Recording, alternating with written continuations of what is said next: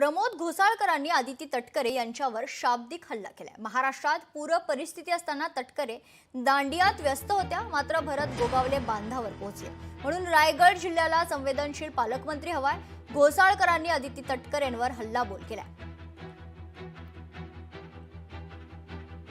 आज महाराष्ट्रामध्ये फार मोठ्या प्रमाणात त्या ठिकाणी विदर्भ असेल, मराठवाडा असेल, पावसाने हाहाकार माजवला। घराच्या घरं उन्मळून गेली, शेती खरडून गेली, अनेक लोकांवर आपत्ती आली। या ठिकाणी आमचे भरत गोगावले एकनाथ शिंदे स्वतः गेले, शेतकऱ्यांच्या बांधावर गेले, शेतकऱ्यांचे सुखदुःख समजून घेतलं, शेतकऱ्यांना शासकीय मदत डिक्लेअर केली, शेतकऱ्यांना त्यांनी स्वतःची मदत पण दिली।